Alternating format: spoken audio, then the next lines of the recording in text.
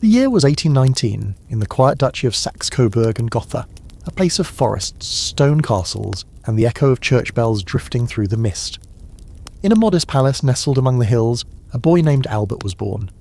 He came into a world of royal titles and ancient expectations, a world where every breath of a prince was meant to serve a crown. Yet, in his earliest days, no one could have imagined that this solemn, thoughtful child would one day hold the heart of the most powerful queen in the world. Albert was the second son of Duke Ernst of Saxe-Coburg and his wife, Duchess Louise. His childhood was filled with lessons in discipline, languages, music and art, the essential ingredients of a noble education. But beneath the gilded edges of royal life lay the coldness of duty. His father was distant, concerned with politics and appearances, while his mother's free-spirited nature clashed with the rigid expectations of the court. When Albert was only 5, his mother was sent away in scandal, never to return. It was a wound that shaped his quiet, introspective soul for life. He grew up reserved, meticulous, and deeply reflective. Books became his closest friends, knowledge, his comfort. Tutors described him as serious beyond his years, with a gaze that seemed to look not at people but through them, as though he were always searching for something beyond what his young world could offer. As he reached adolescence, Albert began to travel through Europe with his elder brother Ernest. The world he saw fascinated him. The grandeur of Paris, the order of Berlin, the growing hum of machines and factories that spoke of a new age, the Industrial Revolution. But unlike many princes, Albert was not interested in luxury or pleasure. He was drawn to progress, to science, to the betterment of mankind. In his notebooks he wrote about moral duty, beauty and labour, and the need for harmony between nature and invention.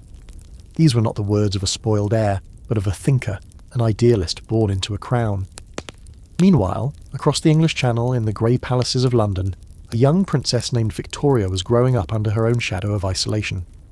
Their paths were not yet crossed, but fate, or perhaps careful royal matchmaking, was quietly at work. The two were cousins, connected by the tangled web of European royalty. Their uncle, King Leopold of Belgium, saw in Albert a steady, principled young man who could be a perfect match for Victoria, the heir to the British throne.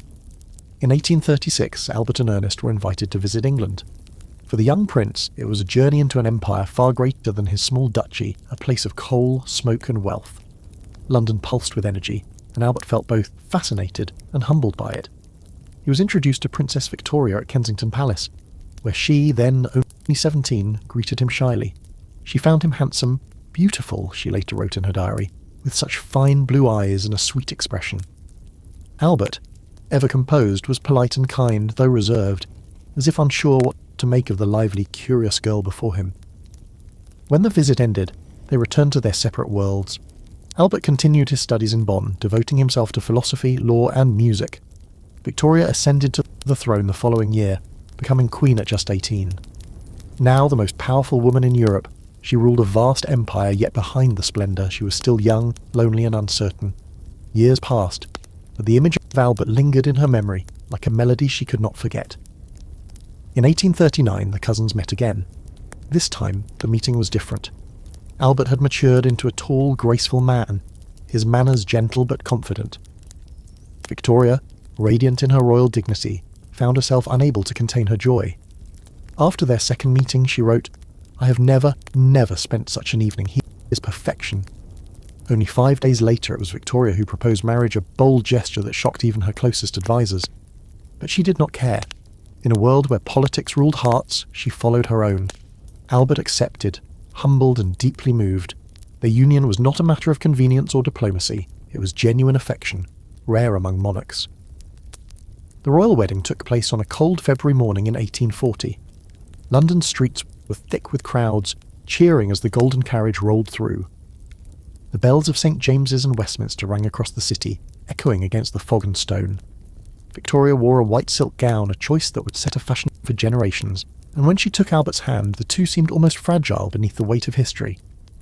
Yet even in that moment of joy, Albert felt the burden of what lay ahead. He was entering not only a marriage, but a world that was not his own, a foreign court, a restless empire, and a sceptical public that viewed him as an outsider. But as the music rose and the choir's voices filled the cathedral, Albert made a silent vow that his life, from that day forward, would be dedicated to his wife, his adopted country, and to the progress of humankind. And so, the quiet prince from Coburg became the consort of a queen. His journey from a lonely German boy to the heart of the British Empire had begun, and with it, one of the most profound love stories in history. When Albert arrived in London as the Queen's husband, he stepped into a world where every gaze judged him. The British court was proud, suspicious of foreigners, and fiercely protective of its young Queen. Newspapers mocked his accent, his quiet manner, his foreign roots. The German boy, they whispered, doubting his strength, doubting his right to stand beside Victoria, a queen, not just a wife. But Albert was not a man of pride or anger. He answered criticism with silence and purpose. He worked, he studied, he observed. Soon, he began to understand that his new role, though undefined, could be shaped by intellect and patience. Behind the heavy drapes of Buckingham Palace, he became the silent architect of change, a prince who built not with stone, but with ideas. At first, Victoria struggled to balance her roles. She loved Albert deeply, yet she was queen, bound to power and duty. In the early years of their marriage, their tempers sometimes collided, her fiery spirit against his calm precision. But their bond, built on trust and admiration, grew stronger through each storm. Victoria often found herself seeking his counsel, first in private matters, then in politics. Albert, though without a formal title of authority, began to influence the monarchy from within. He reorganised the household, cutting waste and corruption. He advised the Queen on state papers, introducing discipline and reason to her decisions. Ministers, at first resistant, gradually learned to respect him. They saw that beneath his gentle exterior was a mind of astonishing clarity, logical, fair, and far-sighted. Outside the palace walls, the world was changing. Britain was an empire of steel and steam, its factories roaring like beasts of iron. Trains cut through the countryside, ships carried the Union Jacks to the edges of the world. But progress brought pain. In the dark alleys of London, children worked in mills, and the poor drowned in poverty while the rich lived in glittering mansions. Albert could not ignore it. He believed that wealth without morality was decay. He supported education for all, pushed for reforms in sanitation, housing and working conditions. His voice was quiet but persistent, the conscience of an age. When he visited factories, he spoke with the workers, not as a prince above them, but as a man curious about their lives. His presence shocked the elite. A royal speaking to labourers? It was unheard of. But Albert saw no shame in humanity. We are all labourers, he once said, each serving in the workshop of God. His greatest vision came to life in 1851, the Great Exhibition of the Works of Industry of all Nations. It was to be the first World's Fair, a celebration of human ingenuity. Albert dreamed of a vast glass palace in Hyde Park where inventions, art and science from every nation could be displayed side by side, a symbol of progress and peace. The idea was bold and many mocked it. Politicians scoffed, newspapers sneered, and even some ministers called it madness. It will fail, they said. But Albert persevered. He oversaw every detail, the design of the Crystal Palace, the funding, the selection of exhibits. Day and night he worked until exhaustion shadowed his eyes. And then, on May 1st, 1851, the Crystal Palace opened.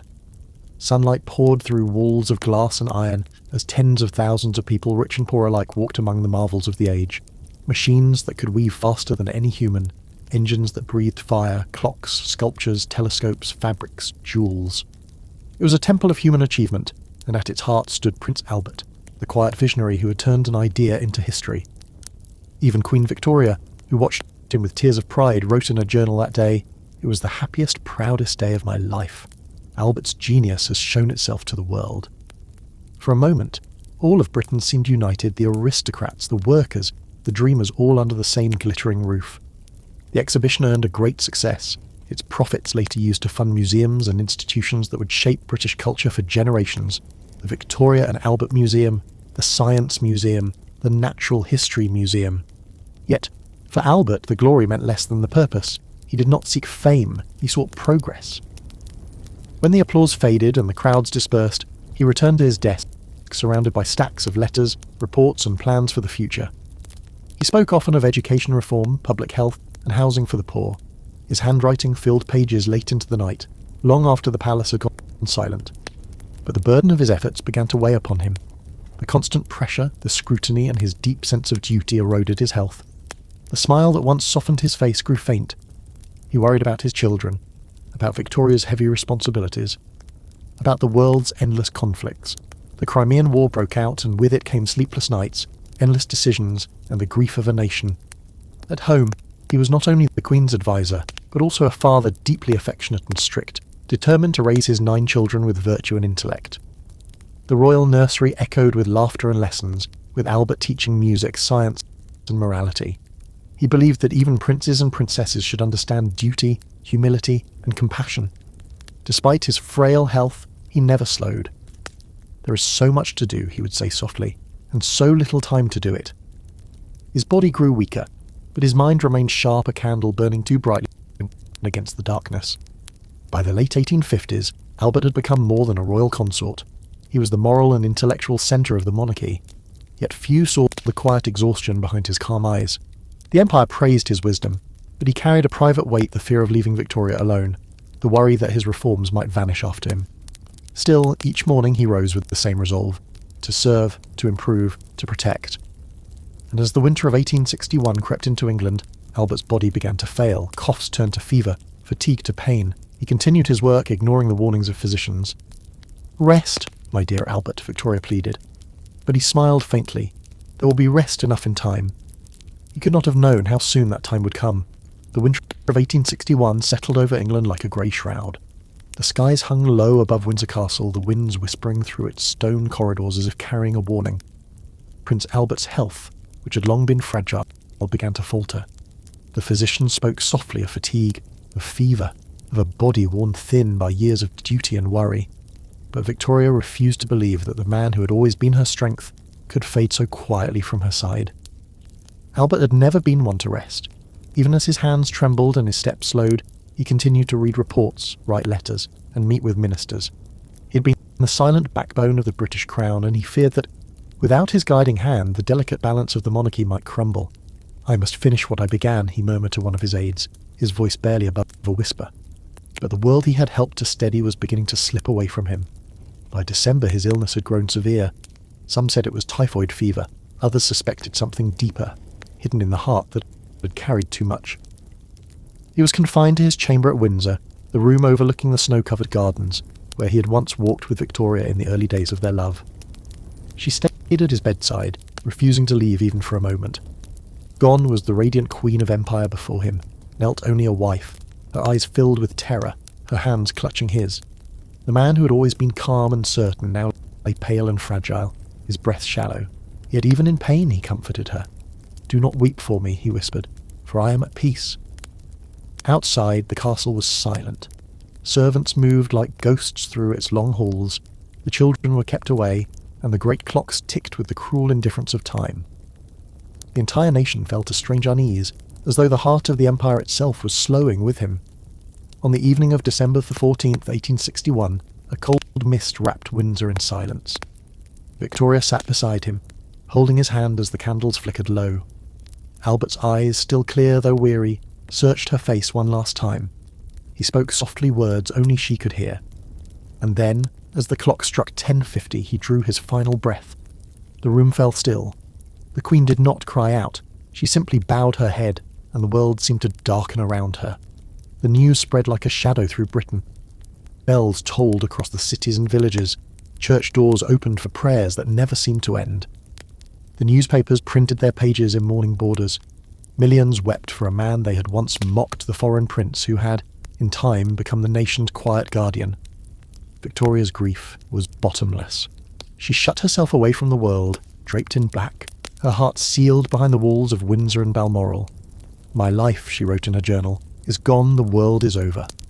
She withdrew from public life for years, earning the name the Widow of Windsor. But her mourning was not born of weakness. It was born of love so deep it could not bear the daylight. In her solitude she turned every memory into a monument. Albert's rooms were left untouched, his clothes folded, his pens laid neatly on his desk, his portrait hung where the morning light could touch it. She spoke to him as if he still stood beside her, his counsel alive in the silence. And though the world saw her as a queen in mourning, within her grief something powerful endured. Albert's ideals, his faith in education, art and progress lived on through her reign. The museums he had inspired continued to grow. His reforms shaped the empire's conscience. The Great Exhibition profits built institutions that carried his name, and the glass of the Crystal Palace reflected his belief that knowledge should be transparent and shared with all. Years passed, and the empire changed. Steamships crossed oceans, telegraphs connected continents, and science advanced in ways Albert himself had dreamed. Yet for Victoria, the world without him was still dim. She often walked the gardens at Osborne or Balmoral, whispering his name into the wind. In her letters she wrote, "There is no one to call me Victoria, now all are to me only subjects." When she spoke of him to her children and grandchildren, her voice softened. "He was the purest, noblest man I have ever known." She believed, with the faith of the devout, that his spirit watched over her and over the empire he had helped shape. And perhaps it did. For though Albert's body lay at rest in the royal mausoleum at Frogmore, a place he had once designed himself, his presence never truly left Britain. His vision had woven itself into its very fabric, in the schools that taught the poor, in the clean streets of reformed cities, in the art and industry that lifted a nation. He had not ruled with armies or decrees, but with intellect, compassion, and conviction. He had transformed the idea of monarchy from distant splendour into moral purpose, and even after his death, his shadow remained not one of darkness, but of gentle light, guiding the queen he loved and the people he'd served. In time, history would call him the good prince. But to Victoria, he was simply my dearest Albert. And when she herself passed away, 40 years later, she was buried beside him, at last reunited with the man who had been her strength, her conscience, and her heart. Their tomb stands quietly amid the trees at Windsor, two marble figures lying hand in hand. Time moves on, empires rise and fall, but their story remains not of power, but of devotion. The tale of a young prince who crossed the sea and through love and vision changed a nation forever.